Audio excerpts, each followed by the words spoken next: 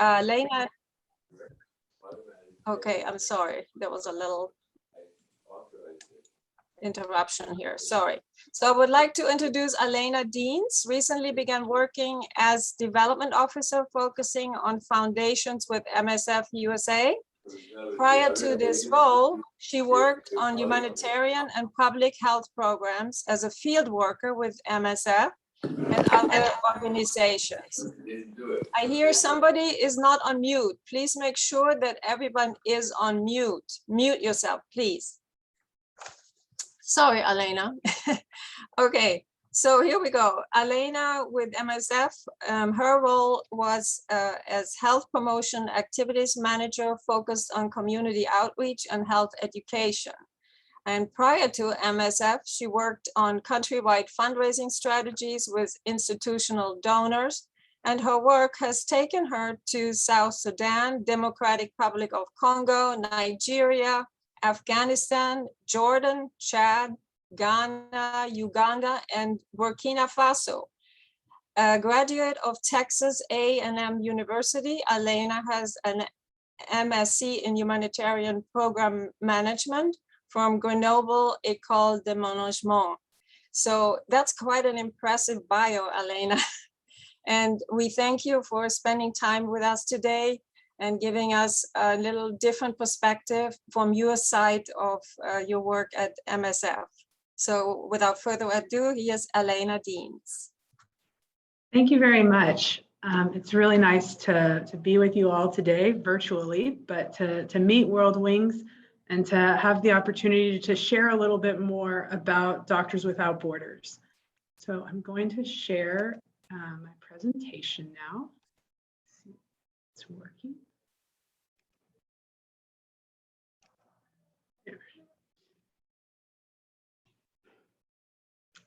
So just a little bit more, thank you very much, Irene, for reading that bio. As Irene said, prior to my current role, I was in the field with Doctors Without Borders and did several work contracts in many different countries. And what I'd like to focus on today was my role as a health promotion activities manager, because it's a bit different than what we typically think of when we think of Doctors Without Borders. What most people know about Doctors Without Borders activities is hospitals with doctors and nurses and surgeons flying in from all over the world. And that can be a part of our work. But there also are some other activities that we do that involve working with the community. So my background is not what most people expect of Doctors Without Borders. I often get asked if I am a doctor. Many people assume that I'm a doctor, and I'm not. I have a background in public health and working with communities. So MSF has some activities that we refer to as health promotion. So just going to talk a little bit about what that is. It's mainly all of our activities that involve information, education, and communication in the projects where we are working. So we have two main goals from those activities. The first one is to prevent people from getting sick. And the second one is to improve collaboration with the communities where we are working. So the first goal is pretty clear, trying to stop people from needing services, from needing surgery, from needing medicine. If we can keep people healthy, then that will, that's better for everyone. That's better for our hospitals to not be overwhelmed with people. And obviously it's better for the patients who won't need extra care.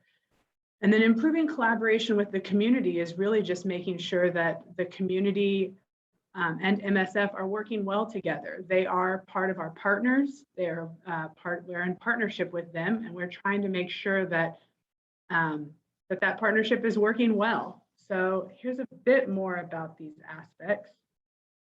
So one of the main parts is going to be health education. So here you can see two photos of our health educators in different projects, and they're working with members of the community on different themes. So one of these ladies has some images that she's showing, and she's discussing like different ways that they can stay healthy and avoid diseases. The picture on the bottom, actually a woman that I worked with, and she's demonstrating how to use a mosquito net that can protect you from malaria.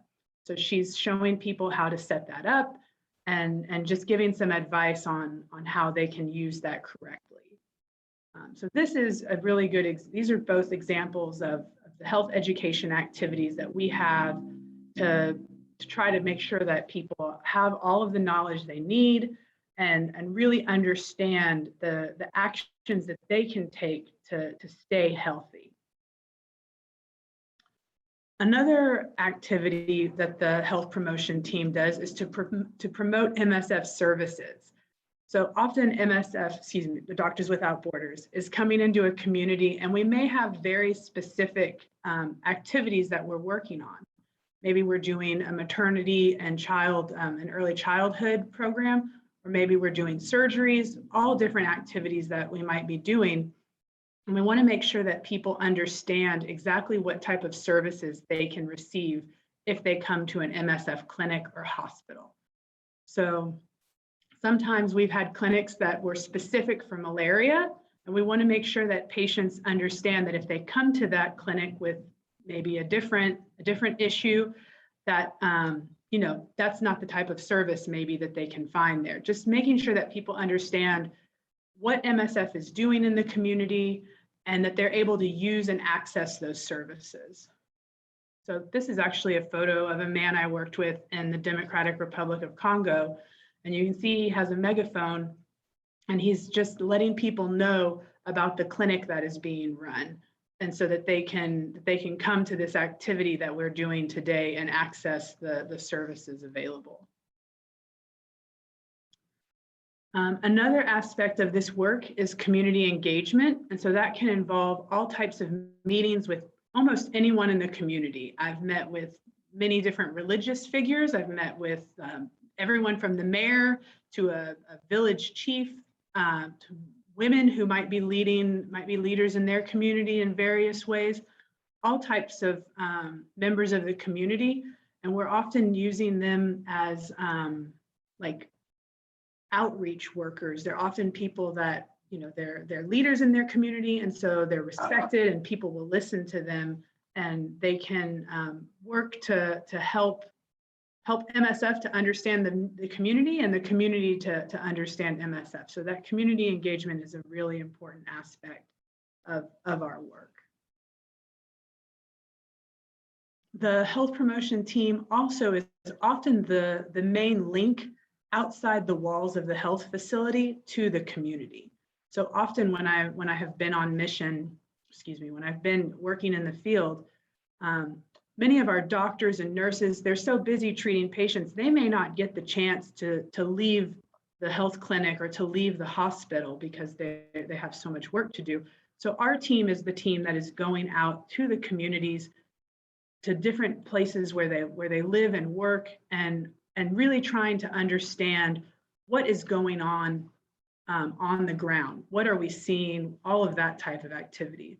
So in this picture, there's someone on the health promotion team who's visiting a camp where some people who were displaced have been able to find some shelter. So you can see in the background there are some photos, there are some structures there. There's certainly, we'd call that a semi-permanent type of structure. And that's where some people have been able to sort of set themselves up when they've been displaced for whatever reason. And so we'll send a member of our team will go out and discuss with the population, with this community, and see what their needs are, see if they're, what their knowledge about MSF is, and discuss different health topics with them. Another important aspect, of this team is accountability. Often this team, the health promotion team, is a great chance for our patients to express what their experience was with MSF. I apologize. So We will do follow-up visits. Somebody may be released from the program, or may a patient is discharged from the hospital, and someone from my team would be able to visit them afterwards and see how they're doing, see how their health is going, but also hear from them about their experience with MSF. So this is another just important aspect of our work.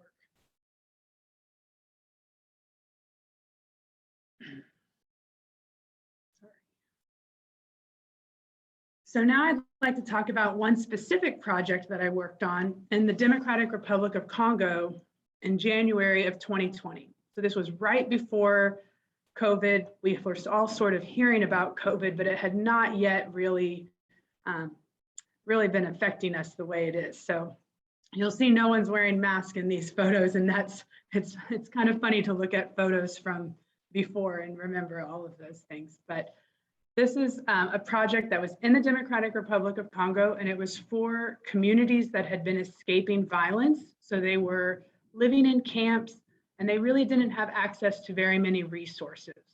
So you can see in this photo, in the background, you can see the rolling hills and all of the green land, but in kind of that middle area is the actual camp. And so you can see these kind of shelters that people were living in. And actually those metal buildings that are over to the left, those are actually showers and latrines that had been constructed for people to use. So here's just another photo where you can see the structures a little bit closer. Excuse me, everyone. You know, they were built out of the materials that people could find. So they were palm fronds and wood. They weren't necessarily the sturdiest structures. And as you can imagine, when the rains would come or when other type of weather would come, they didn't provide a lot of protection. So this is a photo before we did a distribution. We had done a needs assessment and determined that one of the, we determined that one of the big needs was protection against the elements. And that would also help protect people against mosquito bites, which can cause malaria. So we had done a mosquito net distribution prior, and now we were doing a second distribution of what we call non-food items. So these are some various items that are identified that can help people during this kind of transition time. So you can see a few of these structures, they have tarps on them. You know, some families may have their own means of being able to get those types of items, but many people, you know, they just are not able to do that. So in this photo is a very small clinic that MSF had set up to treat some very simple illnesses. Basically, if someone had a fever, if they had a very simple case of malaria, they could come and they could get some really just basic treatment and then potentially be transferred if that was necessary. So one of the activities that MSF does is these community care centers, these that are done in partnership with the community. So in this community where we were doing the distribution, we had established a small clinic. Clinic is probably a pretty generous word, really. It was a small center where someone could come for some very basic, kind of like a triage type thing. And so you can see the MSF car here. And again, this was done in partnership with the community.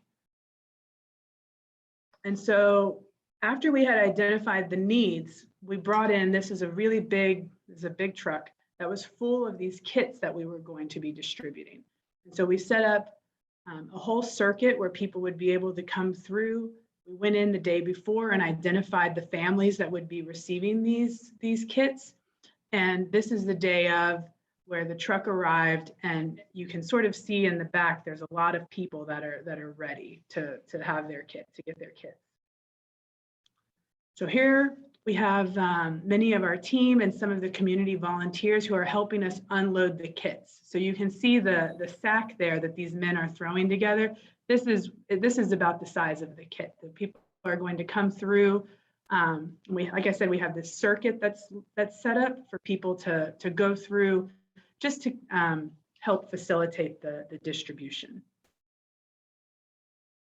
So here we saw this photo earlier. This was Richard, who was going around and helping to get people organized, making sure that people understood where they needed to go, answering any questions that someone has. He's a health promotion team member. So he was just making sure that people understood what was going on.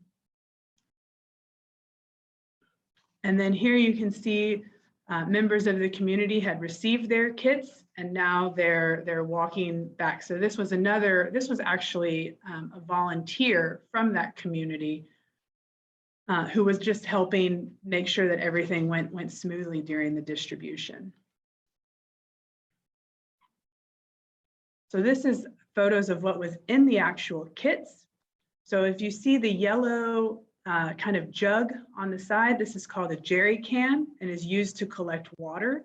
So there were access to water in these camps, but many people didn't have storage or that type of thing. So we'd given them a jerry can. The colorful folded, it's actually a plastic mat that people can use as a type of flooring, right? There was no, you can see this is a dirt ground. So this is a mat that they can put down. The black kind of brick looking things, that's actually soap. So we gave several bars of soap to everyone that they could use. That can be used for all kinds of hygiene purposes. You could wash hands, people used it in the shower, or you could wash clothes or other items with it.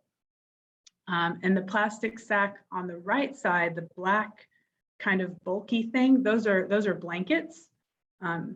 You know, it could actually get quite cold there. The elevation, what we were at, some high elevation, and so people would get quite chilly at night. So those are blankets to help them stay warm. And then at the bottom of the image, the white folded, that's a tarp that people would use outside. We'll have the next picture. Here's a man who has immediately set up his tarp after receiving it. So this distribution that we did, we actually did we did 20 of these distributions in different camps. And each distribution probably had several hundred people. So it was honestly a pretty complicated logistics aspect of this project. But the health promotion team that I was managing was really taking on the community engagement element and making sure that people were aware and were able to access what they needed and could basically get the assistance that was available. So that's the main, that's sort of maybe that was too fast, but that's sort of the overview. This last picture was another woman that was on my team, and I just had to include this photo because this is what she always looked like. She was always smiling. She was always ready to go. She was actually one of the displaced. MSF also often recruits our staff from the community, of course, and I always tried to make an effort to if we were working with the displaced population, to find people within those communities who could work with us. So she was one of the people who was, she both lived in one of the camps and worked with us, helped us with these distributions. Sorry, that's a lot of details, but I'm happy to answer any questions or just to really say thank you all so much for supporting this work.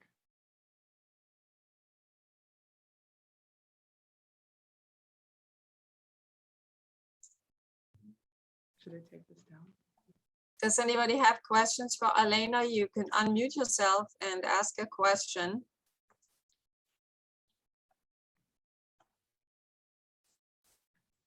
Okay, hi. Can you hear me? Yes, who is this? It's Judy. I'm a member at large. Anyway, Okay, hi, Judy. Hi. I was curious how, I guess, you get these supplies into the countries to begin with, and are they put together in these packs in the country or outside, or how do you do all that? Yeah, so as you can imagine, managing the supply chain for this type of distribution is a really big job, and we do have a whole team on the ground. In every project, there's a logistics team, and there's always someone who's in charge of supply. So in this instance, I believe we were able to source many of these items locally. And the kits were put together by our team members, not by the logistics team, I should say, not the health promotion team. But they did source those items locally, and we had a big compound where they were able to put the actual kits together, and then the kits were brought to the camps themselves. And the supply issues can be very complicated. There are some times where we get items locally. There are times where they're ordered internationally, and sometimes they're maybe from a neighboring country or from Europe. And it really depends on the market, the needs. There's a whole analysis of that's done.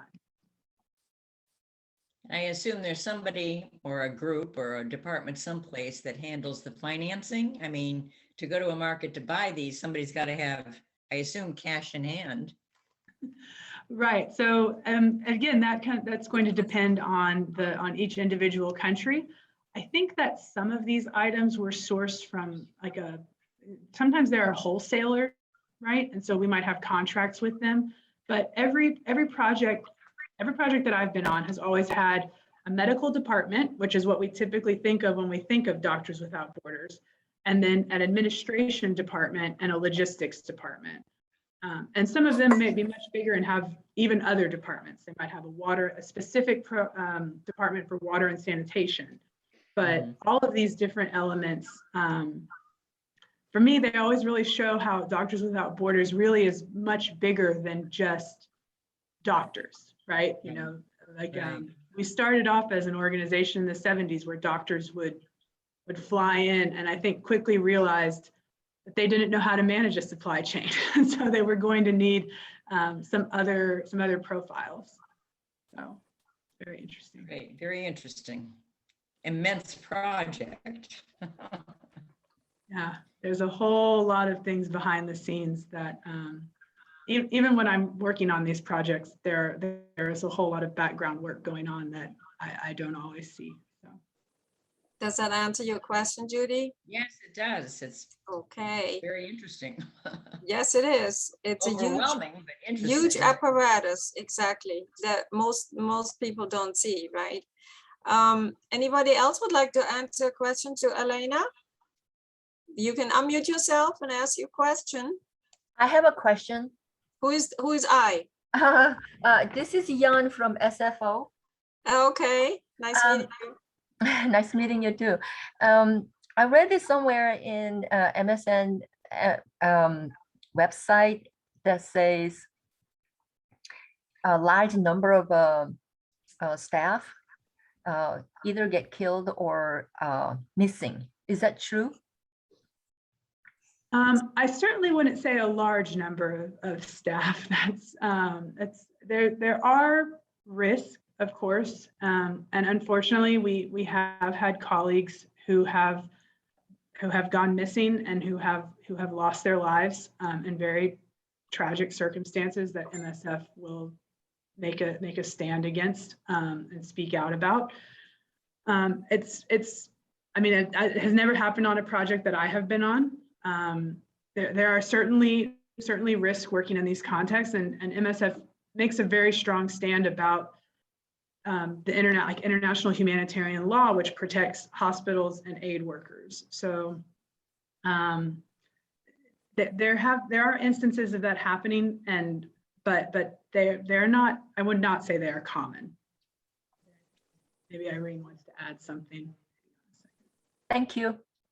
This is Holly from the parish. Yes. Oh, sorry. Can you hear me? Yes. And just to add that security, like Elena was saying, is something that we take very seriously, and it's part of these different staff members that Elena was talking about, especially the community relation part of it. That is really critical to maintaining that security. We always make sure that we have assurances from all the whatever acting parties are in the area, that our staff and anyone who goes to any of our facilities will be safe. That's something that's top of mind for our staff and anyone who's running a project, is that they always make sure that they have access, that people will have safe access to an MSF facility, and that anyone who's with MSF or a patient won't be harmed. So that's like a given, you know, and like Elena said, there are always risks in these contexts, but we do everything we can to mitigate them. Okay, I think the next question, Holly, did you have a question? Hi, Holly. I do. Are you dealing with COVID down there? Are you distributing like hydroxychloroquine or ivermectin? So there are many COVID projects. Sorry. Thanks. We do have many COVID projects throughout the world, and all of our projects are, you know, have prepared themselves for potential COVID patients. And so if we find patients, they do treat them. The exact treatments that they're using really vary case by case. So as far as like the medical care that is being given, I can't really speak to that. But COVID is certainly affecting every project that we work on throughout the world. Does that answer your question, Holly, sort of? Well, as well as she can, sure. I read a lot, so it's all right. I'm getting ideas as well, but I was interested. Okay, good to see you, Holly. From Spain. Yes, from Spain. I know you're new home, so nice to see you. I wanted to, yes, and then who is the next person? Anybody else? I have a question, Cheryl Taylor. Hi, Cheryl. Hi, I'm wondering, what are there any areas of, I know there's crisis and critical areas at all times, but are you working on anything in particular? I think you're in New York right now, are you? Yes, I'm Okay. currently in New York. But is there anything in particular that you're working on right now? Well, I mean, MSF has everything. Sometimes it does feel like everything really is part of it. It really can feel that way. I would say right now, two of our big projects that we're talking about a lot and getting a lot of questions on are Afghanistan and Haiti. So Afghanistan, as I'm sure many people here know, has gone through a real political crisis, and the government collapsed, but we have maintained our activities throughout. We have 5 projects across Afghanistan. We have many international staff, many national staff who have been able to continue treating patients, providing care. We have a maternity project there, a malnutrition project, several other types of activities that have been able to be maintained throughout. We have positive relationships with the community and have been able to continue throughout the kind of political situation that's happened there. Okay. And actually, as the healthcare system has really been having a lot of problems there, our projects may even be expanding soon. So we're sort of able to take that analysis because of our long history in the country. In Haiti, you know, there was an earthquake about mid-August, and we have been active in Haiti. We've had a presence in Haiti since 1991, I believe, like 30 years.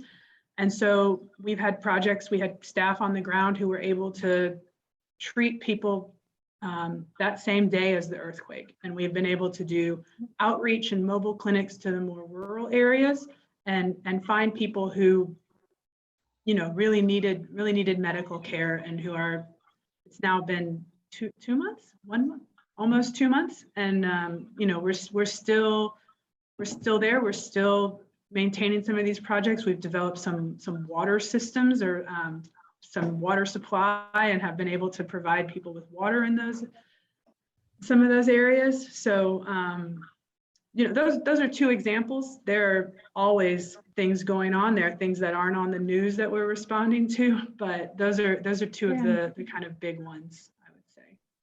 Thank you. Thank you. Okay, thank you. Is there anyone else that would like to ask a question? I do have one. This is Diane Silvers from Los Angeles. Hi, Diane. Hi. The supply chain worldwide has been severely disrupted. Can you address how that's affected the operations within the different countries you're in?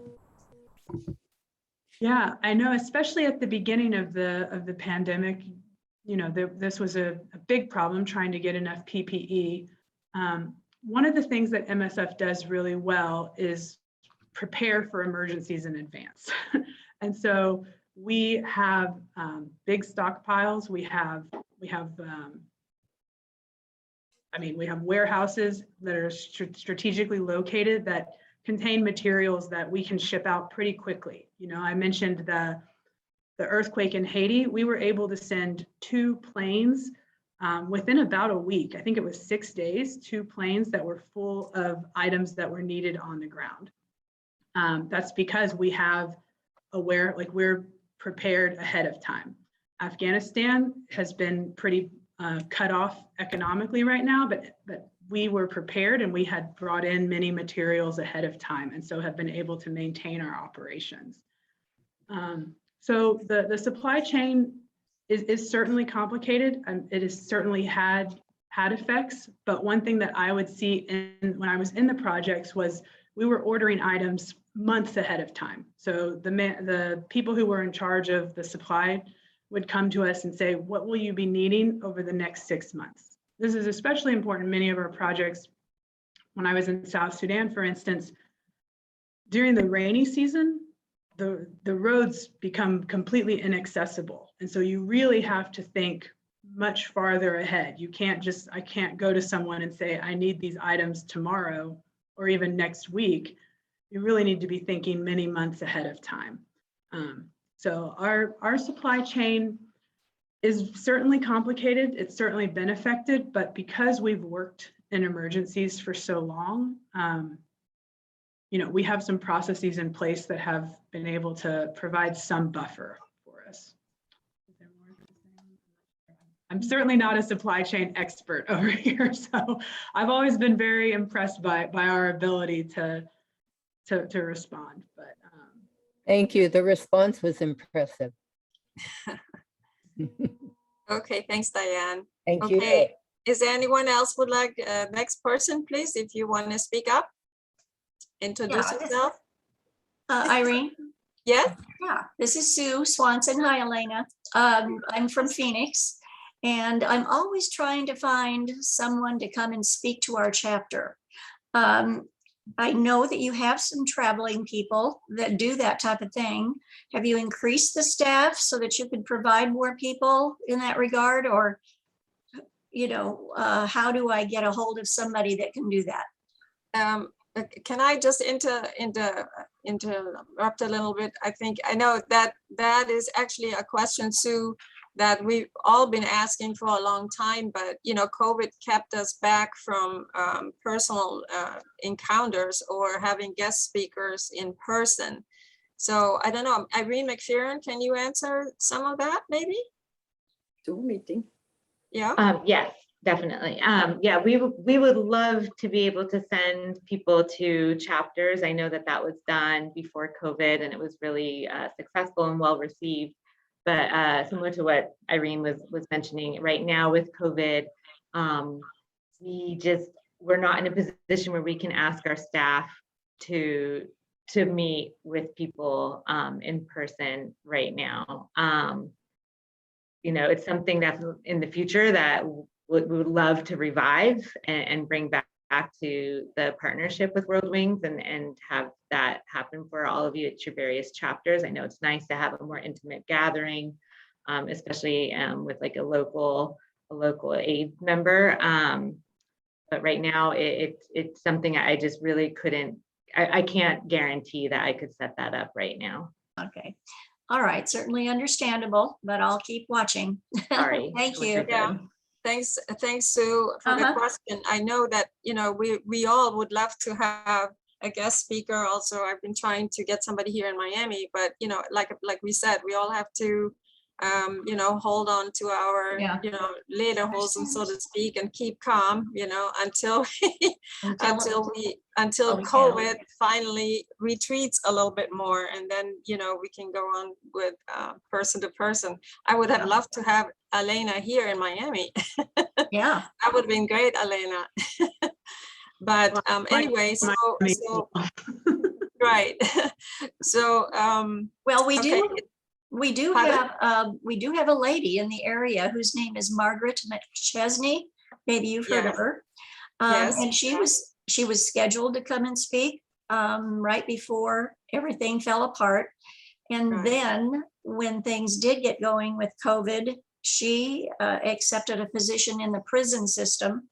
So she is busy working on the days, of course, that we meet. So she's kind of out of pocket for right now. I will continue to communicate with her, you know, in later days, but I'll keep watching to see how it's going as far as getting together.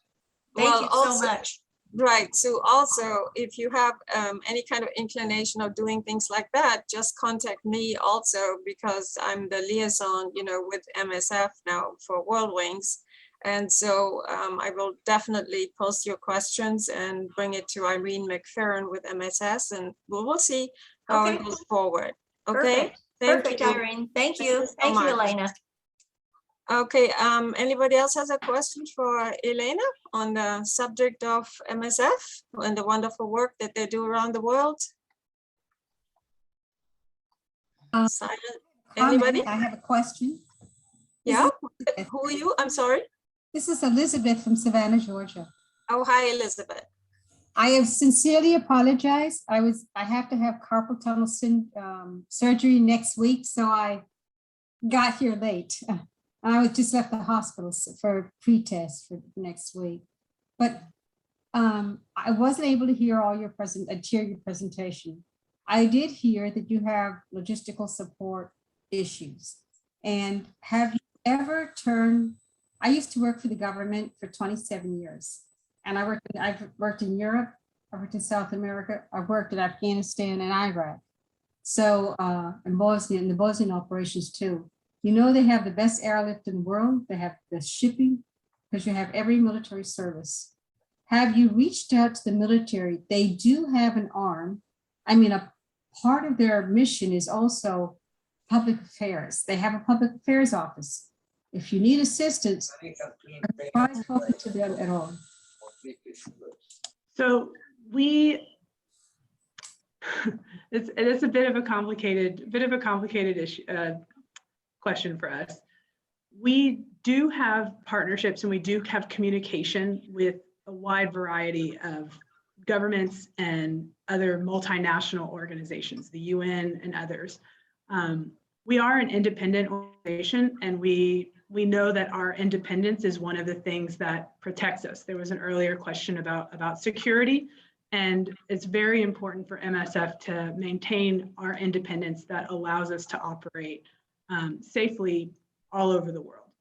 So there may be times where we are communicating and working with other actors, but MSF largely operates completely independently. We do have a very large logistical staff. We also have planes and contracts and work that, like, our own type of operation that we do. I've always been very impressed with it. Again, I'm not a logistical expert, so it's hard for me to speak on it too deeply, I suppose.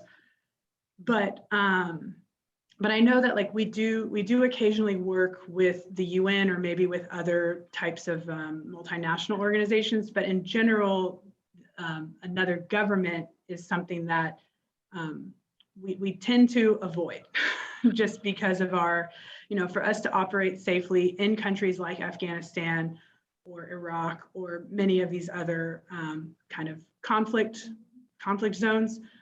We have to maintain our independence. We have to maintain our neutrality. And so if somebody saw us, working with one military over another, that might compromise our neutrality and could potentially lead to further issues. I don't know if you feel like that's Sorry, I just wanted to check if somebody else thought that was a good answer, but. I have something I would like to ask. This is Bonnie from Massachusetts. Recently on NPR, there was a long program about Médecins Français, sorry, Without Borders, talking about the problem with locals not being promoted, and that there was a lot of gender problems. Can you address that, or maybe you have already? I was late as well. Sure. That's an issue that MSF takes very seriously, and we will acknowledge that we have, like, there may be times that we have messed up. There are things that we need to do better about. It is a very complicated issue within the humanitarian system and the way that the structure is set up. So there are some, let's see, I'm not quite sure how to speak on this exactly, but there have certainly been issues that MSF is investigating. We take that very seriously. Irene, I don't know if you have something else you want to add. No, Sorry, let me mute.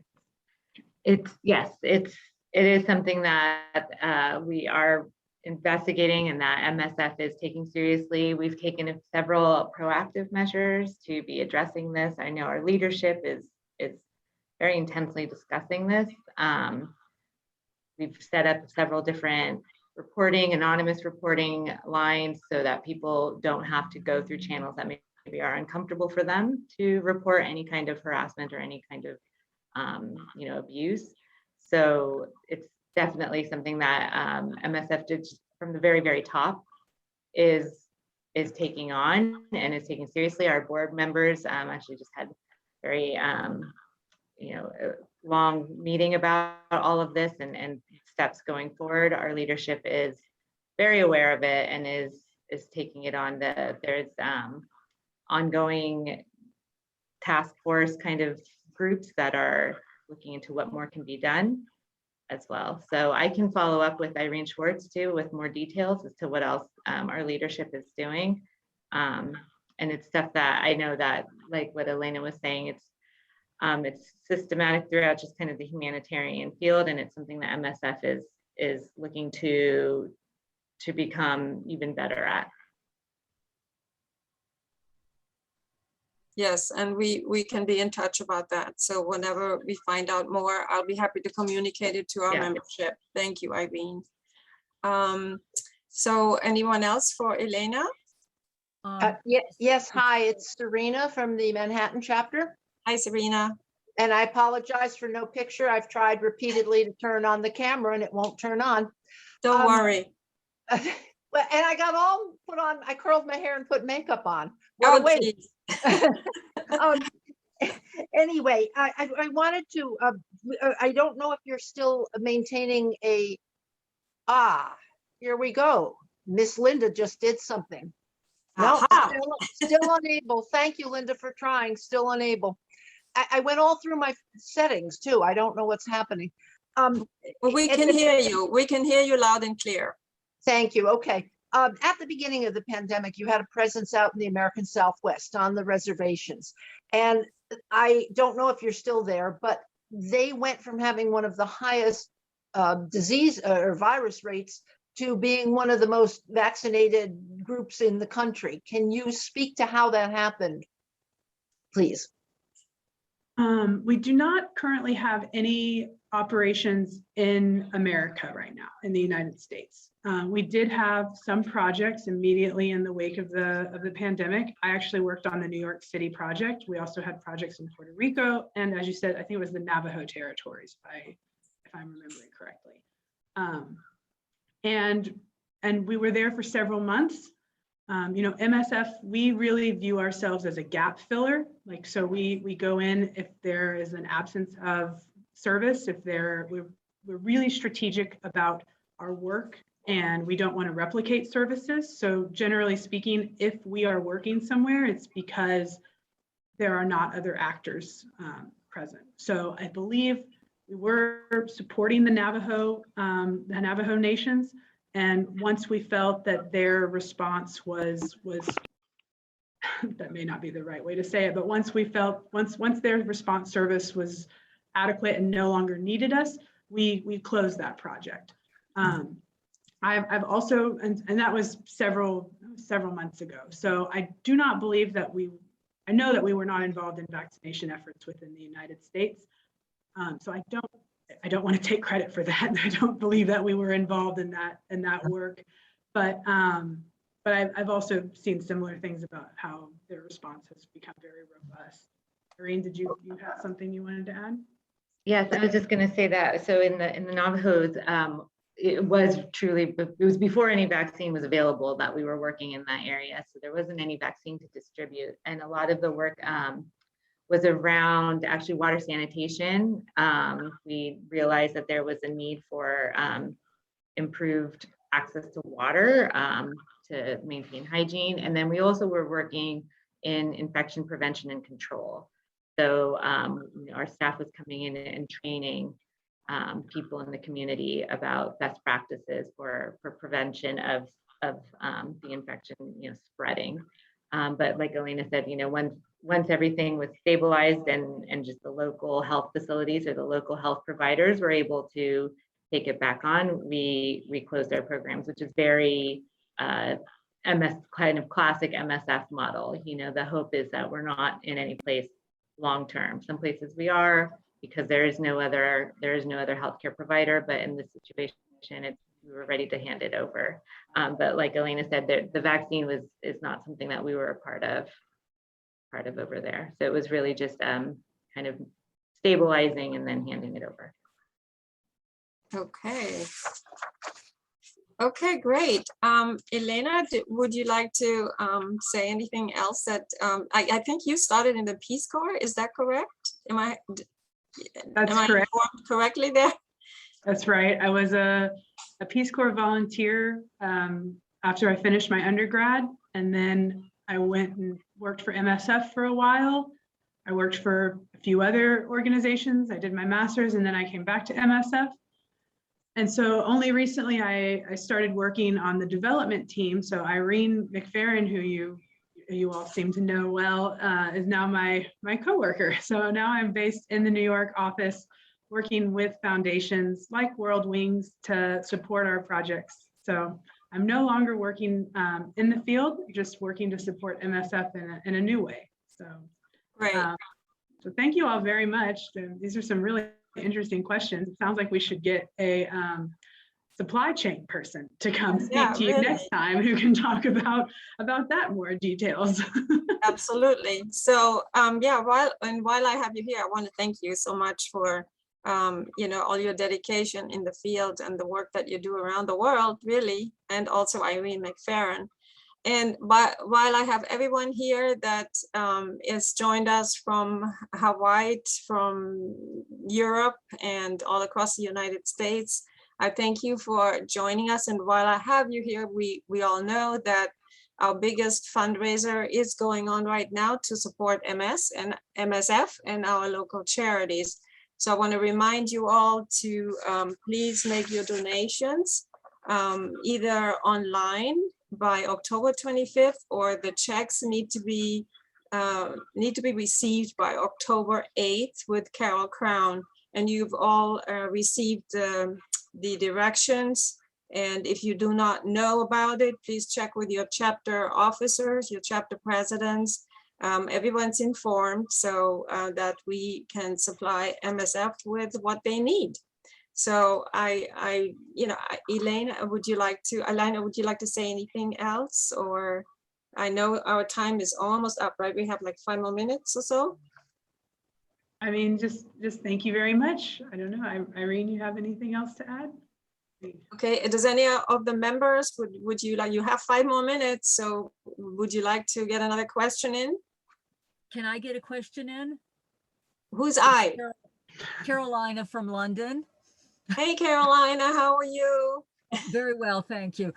Okay, quickly, when you talked about Afghanistan, I just wanted to ask again, have the Taliban taken a practical approach to women that are part of the team that you have there? Because you would have had women from, you know, in the people that have been there before the Taliban arrived recently.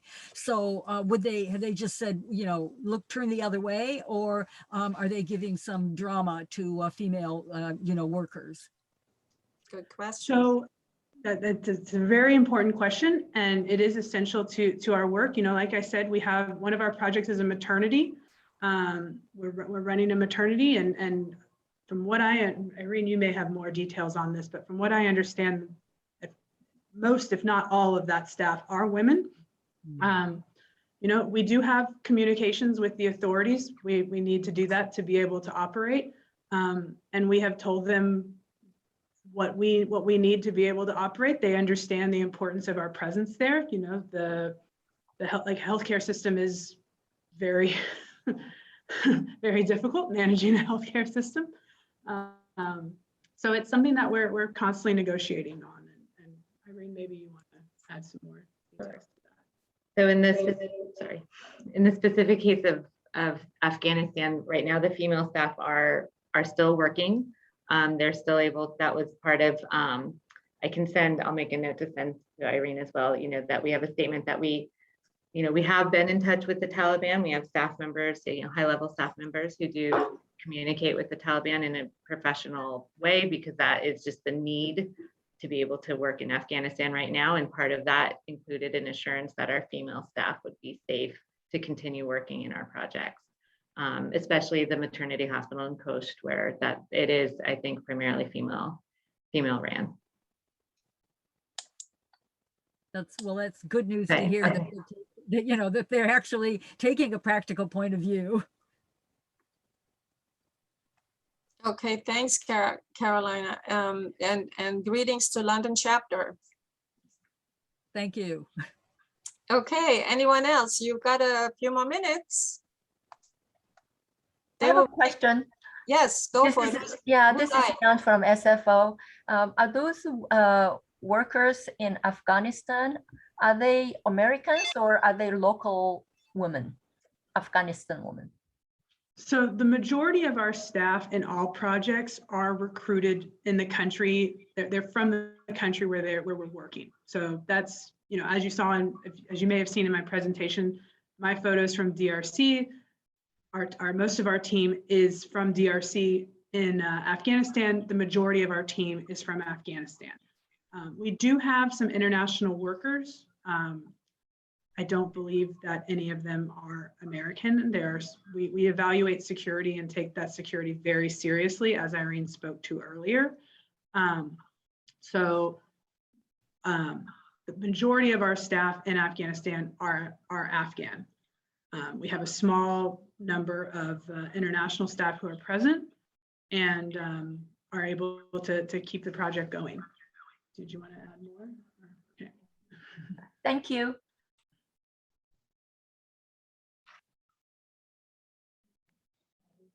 Oh, sorry, Irene, I think you're muted. Sorry, Bobby, do you have a question? Oh, thank you. I saw on the chat, sorry, that somebody asked if the checks have to be received or postmarked by the 8th. Your checks have to be received by Carol Crown on October 8th. If you do not have enough time or, you know, something like that, just go online onto our WorldWings website and click on the link. And you have time to do that until October 25. If you have other questions, just email me, okay? Email Irene Schwartz at beltsouth.net, and or you can also email Linda. Linda may have some other clarifications as to some people couldn't find a place to put the chapter next, put it next to your name or your address, but just email me your questions, okay? Thank you. And so, yes, Bobby, do you want to say something? I see you're trying, you're moving your mouth, but you're on mute. Oh, sorry. You just, I'm sorry. Here I am. I just wanted to say it was so interesting and educational, and thank you very much, Elena. And I'm from the Marin chapter. Thank you, Bobby. Okay, our compliments to you, Elena. I think it's wonderful that you're so dedicated and you spend all this time in the field. And I wish we had more people like you and Irene McPherson and, you know, that are dedicated to improving the problems in the world, you know, that are just, we seem to have more and more problems in the world instead of less. And for those of us that have been around for a while, we've been flying into Haiti, for example, since the early 70s, and it was a mess then, and it's a worse mess now. So, you know, I have to give you so much credit and all the people that work there, because they're very, very trying circumstances. So would you like to say anything else to us, Elena? No, I just thank you all very much for your support. It's also really nice to see people that are so interested and engaged. So just thank you again. Irene. Yes. Irene, it's Linda. I have a comment to make. Yes, if please. you want to donate on the website, you just click the button and it opens up a screen that's linked to PayPal. One of the options is to go ahead and use PayPal. The other option is to go by credit card. If you choose to pay by credit card, you'll see in the form toward the top, there's a little gray link that says add a note. And it's really easy to miss, but that's where you would put chapter that you're in. And even if you can't find that link, don't worry so much about it. We look you up. So as long as we can find your name in our database, then we'll have you. Okay. Thank you so much, Linda. And Sure. of course, you all, Linda is our webmaster wizard and communications director. So if any of us that are not completely computer literate have a problem, Linda is our answer to all our questions, and amen in the church. Thank you, Linda. Okay. Would you, anybody else has a quick question? I think we have 2 minutes and then we have to wrap it up here. That's it. That's it? Is that what I heard? Okay, anybody else? No? Okay, well, again, thank you all for joining us, and you can watch this whole presentation on our website. We'll post it on our website, maybe not today, but you know, soon. So if you have missed it, please watch the presentation with Elena on our website. Thank you so much. And Elena, I'll leave you, or Irene, would you like to close out? Yes, well, just once again, thank you to all of you for your generous support of MSF, for your time today to learn more about MSF. I was very happy to bring in Elena just to offer kind of a different perspective of the work that we're doing in the field. And I'm excited to continue our conversations. And I wish all of you, for those who are attending, a lovely, lovely cruise in a few weeks. So yes, I hope that goes well for all of you. Right, our 52nd convention, and it will be Irene, cruise. we can't hear you. Oh, I'm sorry. Okay, hang on. Can you hear me now? Yeah. Oh, I don't know your speak. Time. Okay, can you hear me now? Yes, we can. I can hear you. Okay, well, I wanted to say that thank you for bringing that up, because we are going on our 52nd convention, and it will be a cruise, the Tropical Dreams cruise into the Caribbean, where we will have our annual fundraiser. So get your donations in, please. You know, better today than tomorrow. Don't miss the deadlines, and be generous so we can fund the MSF and our local charities. And for those that are, you know, coming on the cruise, I'm dying to see you there. I can't wait to get out of here, and I'm sure neither can you. So we all need a break, right, from these very, very trying times that we've had for the last almost 2 years now. So thank you all, my Whirlwind sisters and brothers. And thank you, Irene McPherson, for making this possible, and Elena for giving us a wonderful presentation. Thank you all very, very much, and I'll be in touch soon. Thank you. Thank you. Bye.